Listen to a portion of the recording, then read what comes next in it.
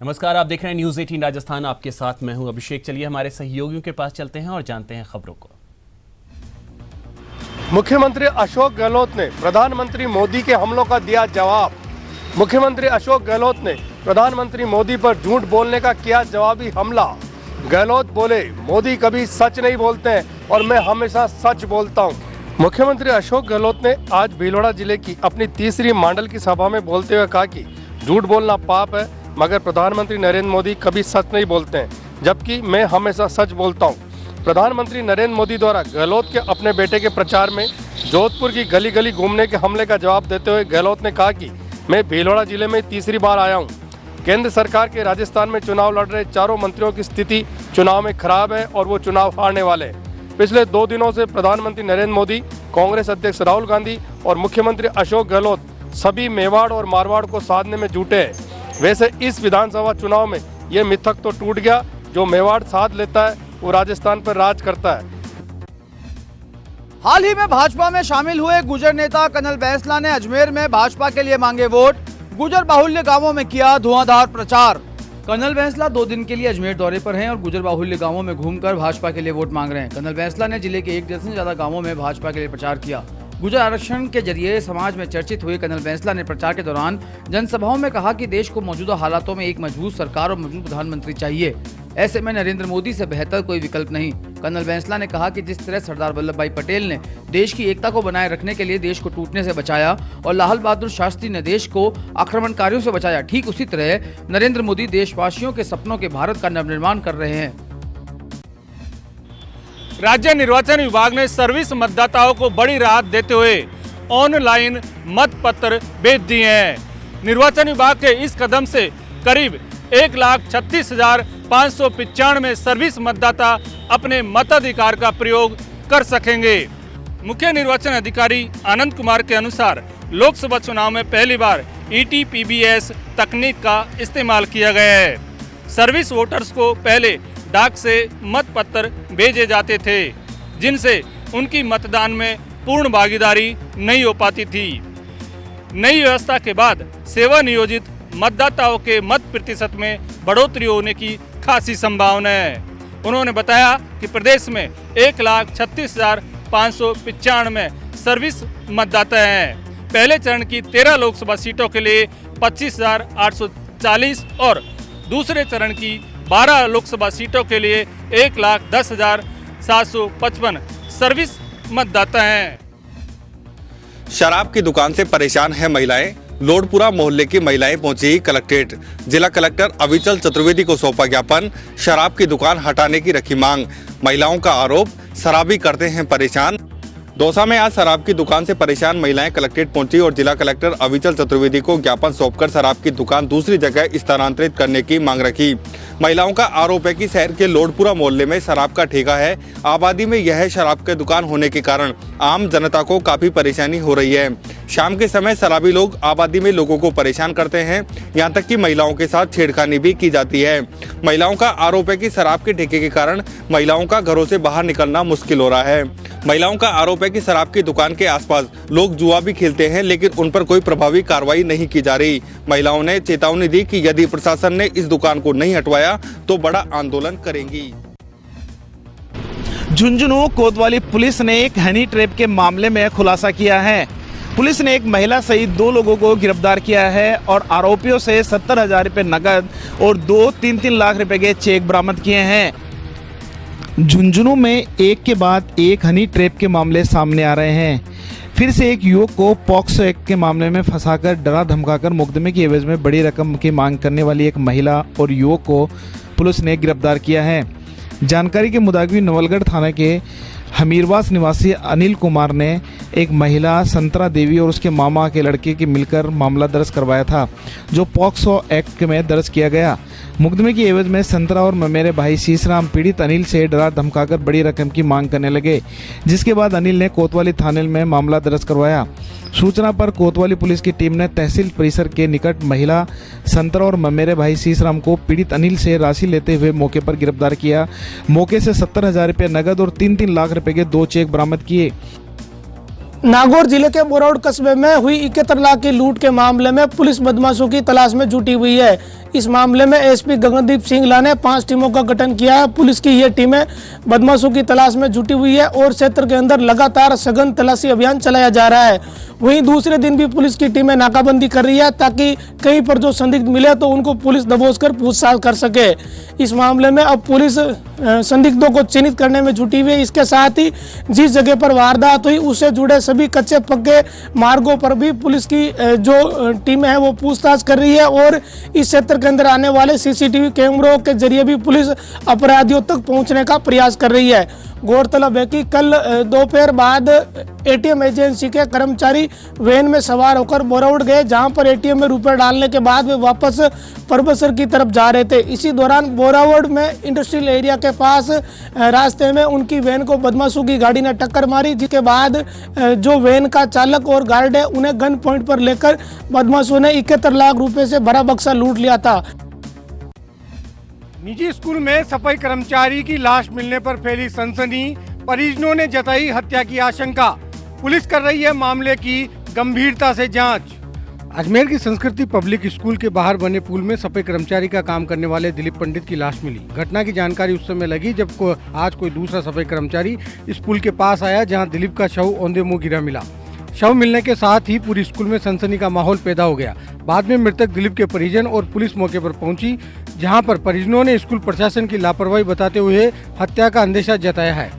वहीं पुलिस ने घटना के बाद मामले की गंभीरता से जांच करते हुए बताया कि दिलीप कल स्कूल से किशनगढ़ जाने के लिए निकला, लेकिन आज जब वह किशनगढ़ नहीं पहुंचा तो उसके परिजनों को शक हुआ और उसकी लाश पुल में पाई गई। पुलिस ने लाश को कब्जे में लेकर एफएसएल टीम को मौके पर बुलाया और मौके पर जाँच करवाई। वहीं पुलिस ने स्कूल के बाहर लगे सीसीटीवी भी खंगाले हैं। राजस्थान रॉयल के खिलाड़ियों ने आज सवाई मानसिंह स्टेडियम में नन्हे मुन्ने क्रिकेट खिलाड़ियों से मुलाकात करते हुए उन्हें एक बेहतरीन क्रिकेटर बनने के गुर सिखाए, तो साथ ही राजस्थान रॉयल्स के क्रिकेटर आंजिक्य रहाणे ने नन्हे मुन्ने बच्चों को अनुशासन व टीम भावना का पाठ पढ़ाया। सवाई मानसिंह स्टेडियम में पंकज सिंह एकेडमी के द्वारा आयोजित इस कार्यक्रम में राजस्थान रॉयल्स के बल्लेबाज आंजिक्य रहाणे के साथ साथ अन्य गेंदबाज व बल्लेबाज भी मौजूद थे, जिन्होंने नन्हे मुन्ने नवोदित क्रिकेटर्स के साथ क्रिकेट की बारीकियों को साझा किया।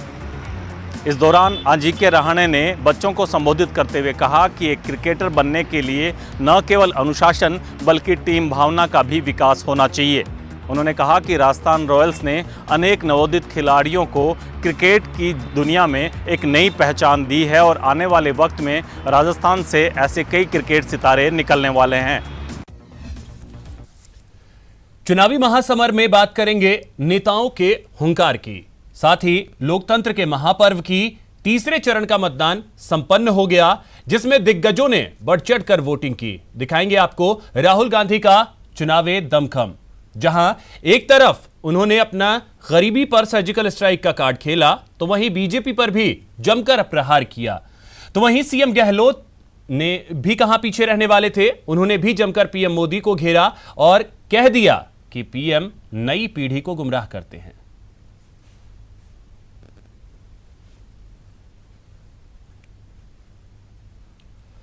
लोकसभा चुनाव के तीसरे चरण का मतदान थोड़ी देर पहले खत्म हुआ। बेहद अहम तीसरे चरण में 13 राज्य और 2 केंद्र शासित प्रदेशों की 117 लोकसभा सीटों पर तकरीबन 62% वोटिंग हुई। अब इस चरण की अगर बात कर ली जाए तो लोकसभा के सभी 543 सीटों में से करीब आधी सीटों पर चुनाव संपन्न हो चुके हैं। इस चरण में बीजेपी अध्यक्ष अमित शाह, कांग्रेस अध्यक्ष राहुल गांधी समेत 1 दर्जन दिग्गज उम्मीदवारों की किस्मत ईवीएम में बंद हो गई है।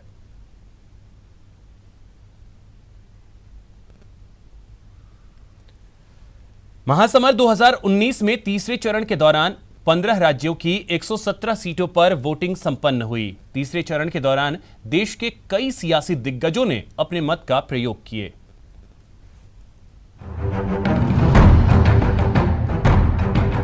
(2019) लोकसभा चुनाव के तीसरे चरण में कई सियासी दिग्गजों ने अपने गृह राज्य में मतदान किया।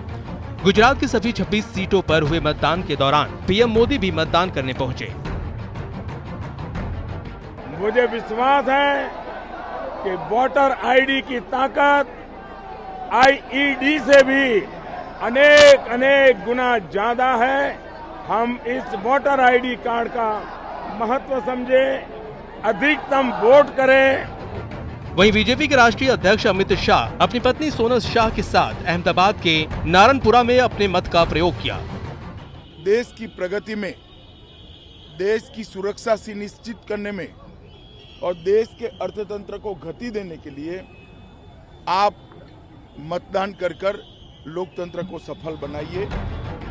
दूसरी तरफ गुजरात के गांधीनगर में बीजेपी के वरिष्ठ नेता लाल कृष्ण आडवाणी ने भी अपने मत का प्रयोग किया। गांधीनगर से 6 बार सांसद रह चुके आडवाणी पहली बार आम नागरिक की तरह मतदान किए। अब की बार इस सीट से बीजेपी अध्यक्ष अमित शाह मैदान में हैं। बीजेपी के सियासी दिग्गजों की ही तरह विपक्ष के वरिष्ठ नेताओं ने भी अपने अपने क्षेत्र में मतदान किया। इन नेताओं के अलावा एसपी अध्यक्ष अखिलेश यादव, कांग्रेस के नेता मल्लिकार्जुन खड़गे, कांग्रेस नेता शशि थरूर, छत्तीसगढ़ के सीएम भूपेश बघेल लोकतंत्र के महापर्व को मतदान करके मनाया। Bureau report, news 18 network. अब बात मरुधरा के महासमर की, जहां पीएम मोदी की हुंकार के बाद आज मौका था राहुल गांधी के दांव का। आदिवासी बाहुल डूंगरपुर में राहुल ने आदिवासी और गरीबों के बहाने मोदी सरकार पर निशाना साधा, तो कांग्रेस की सरकार बनने पर गरीबों के अच्छे दिन आने के दावे भी किए। नरेंद्र मोदी सर्जिकल स्ट्राइक की बात करते हैं, कांग्रेस पार्टी गरीबी पे सर्जिकल स्ट्राइक करने जा रही है। गरीबी को हिंदुस्तान से हम मिटाने वाले हैं। गरीबी पर सर्जिकल स्ट्राइक, राहुल का किसान आदिवासी कार्ड। जो आपके जेब में से छीना गया, उससे ज्यादा कांग्रेस पार्टी और मैं आपके जेब में डालेंगे। 19 के महासमर का राहुल मंत्र।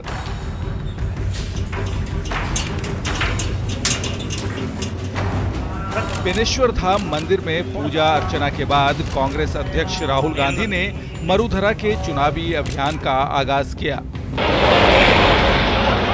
राहुल गांधी जी का हमारे वागड़ और मेवाड़ के प्रत्याशियों के समर्थन में राहुल की जनसभा गरीबों और आदिवासियों के नाम रही। डूंगरपुर की इस सभा में राहुल ने किसान, युवाओं और महिलाओं के लिए कांग्रेस की योजनाएं बताई, लेकिन पिछड़े आदिवासी इलाके में कांग्रेस अध्यक्ष राहुल गांधी का फोकस गरीबी मिटाने वाली कांग्रेस की योजना पर ज्यादा रही। तो पिछले 5 सालों उन्होंने आपके साथ, हिंदुस्तान के गरीब लोगों के साथ, आदिवासियों के साथ, कमजोर लोगों के साथ अन्याय किया है। और अब कांग्रेस पार्टी आपको न्याय देना चाहती है कि पिछले 5 सालों में सबसे ज्यादा नुकसान हिंदुस्तान के आदिवासियों का नरेंद्र मोदी ने किया है। और अगर 5 साल आपके साथ अन्याय हुआ है, तो अगले 5 साल आपके साथ न्याय होना पड़ेगा। जो आपके जेब में से छीना गया, उससे ज्यादा कांग्रेस पार्टी और मैं आपके जेब में डालेंगे। दक्षिण राजस्थान के पिछड़े इलाके डूंगरपुर में जहां राहुल ने न्याय स्कीम के जरिए गरीबों को सम्मान से जीवन जीने के अधिकार की बात की, तो पैसा सीधे परिवार की महिला के बैंक खाते में भेजने की बात कहकर कांग्रेस अध्यक्ष ने महिलाओं को भी साधने की कवायद की। मुझसे गुस्सा मत होना, जो पुरुष है मुझसे गुस्सा मत होना, पैसा महिलाओं के बैंक अकाउंट में जाने वाला है। ऐतिहासिक निर्णय है। किसी भी देश ने अपने हर गरीब व्यक्ति को बैंक अकाउंट में पैसा कभी नहीं दिया है। किसानों की बात कर राजस्थान समेत 3 राज्यों में सत्ता में पहुंची कांग्रेस के अध्यक्ष राहुल गांधी ने जनसभा में मौजूद किसानों को भी निराश नहीं किया। मोदी सरकार की वादा खिलाफी और गहलोत सरकार की कर्ज माफी योजना के आधार पर राहुल ने किसानों को लेकर भी यहां बड़ा दांव चला। नरेंद्र मोदी जी ने आपसे कहा था कर्जा माफ करेंगे, उन्होंने आपसे कहा था सही दाम दिलवाएंगे, उन्होंने कहा था आपके खेत के पास फूड प्रोसेसिंग फैक्ट्री लगाएंगे। कर दिया काम, मिल गया आपको सही दाम। कर्जा माफ किसने किया आपका? कांग्रेस पार्टी ने कर्जा माफ किया। 2019 के चुनाव के एकदम बाद कानून बदला जाएगा।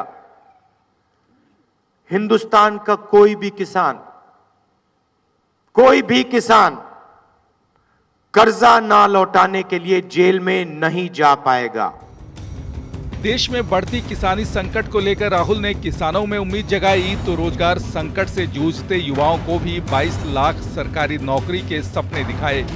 वहीं पीएम के 2 करोड़ सालाना रोजगार वाले वादों पर भी तंज कसा। आपको बता दें कि अभी पिछले 2 दिन लगातार पीएम नरेंद्र मोदी मरुधरा के दौरे पर थे और पीएम के दौरे से बीजेपी उम्मीदवारों को उम्मीद की किरण दिख रही है। वहीं मेवाड़ के करीब की कई सीटों पर चुनाव लड़ रहे कांग्रेस उम्मीदवारों के लिए राहुल का ये विजय मंत्र कारगर साबित हो सकता है। डूंगरपुर से आशुतोष त्रिवेदी, न्यूज 18 राजस्थान। वहीं जनसभा को संबोधित करते हुए सीएम गहलोत और डिप्टी सीएम सचिन पायलट ने पीएम के बयान पर तंज कसा। गहलोत बोले, पीएम युवाओं को गुमराह कर रहे हैं, तो पायलट ने कहा, हम वादे पूरे करते हैं। मोदी जी कहते 70 साल में क्या किया कांग्रेस ने, ये भी एक उनका जुमला है। 70 साल पहले बड़े धाम क्या था, डूंगरपुर क्या था, राजस्थान क्या था, देश क्या था, सबको मालूम है। जहाँ सुई नहीं बनती थी, पहने को कपड़े नहीं थे, स्कूलें नहीं थी गांव में, पीएचसी सीएचसी सेंटर नहीं थे, बिजली नहीं थी, बिजली लोग समझते नहीं थे बिजली होती क्या है। वहाँ से शुरुआत करके इस कांग्रेस की 70 साल के शासन में हम यहाँ तक पहुँचे हैं। आधुनिक भारत का निर्माण किया है तो कांग्रेस की शासन हुआ। ना उन्होंने महंगाई कम कर पाए, ना रोजगार दे पाए नौजवानों को, उनके पास कोई जवाब नहीं है। इसलिए मैं आपको आह्वान करूँगा, ये चुनाव बड़ा महत्वपूर्ण है। ये देश के लोकतंत्र को बचाने का चुनाव है, ये संविधान को बचाने का चुनाव है जो अम्बेडकर साहब ने बनाया था। हमारी सरकार ने प्रण लिया है, जो हमारा घोषणा पत्र था उसको सरकारी दस्तावेज बना दिया और एक एक अधिकारी को मालूम है कि कांग्रेस का जो वादा है वो जुमला नहीं है, वो झूठा नहीं है, उसको सच कर दिखाएंगे। कांग्रेस आदिवासियों की, राजस्थान की जनता की पुरानी पहचान है। इस हाथ के निशान पर बटन दबाकर भारी बहुमत से ताराचंद जी को दोबारा दिल्ली भेजो ताकि आपकी वकालत बने करें और कड़ी से कड़ी जुड़ेगी तो राजस्थान की सरकार और दिल्ली में राहुल जी के नेतृत्व में सरकार बनेगी, तभी नया उदय होगा, एक नए भारत का निर्माण होगा। कांग्रेस अध्यक्ष राहुल गांधी 25 अप्रैल को अजमेर में चुनावी सभा को संबोधित करेंगे।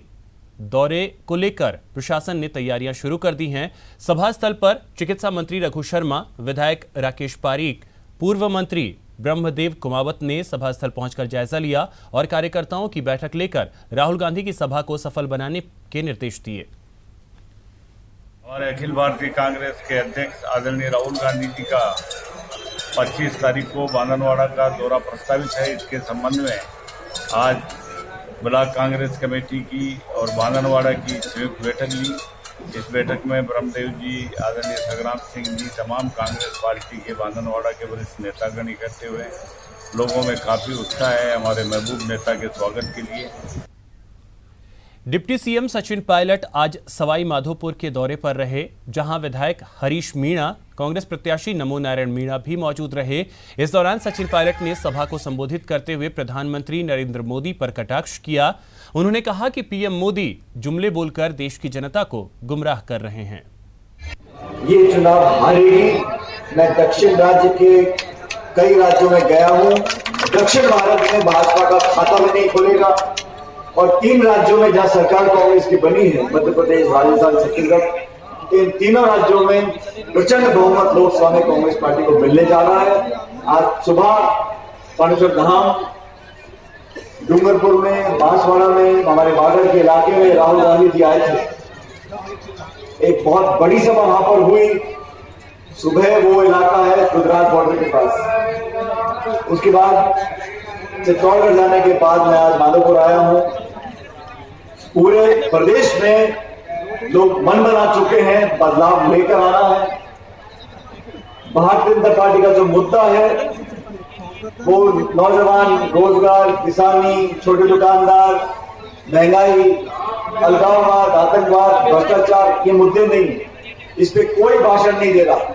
वो सिर्फ हिंदू, मुसलमान, मंदिर, मस्जिद, हिंदुस्तान, पाकिस्तान, यहां तक सीमित रहेगा।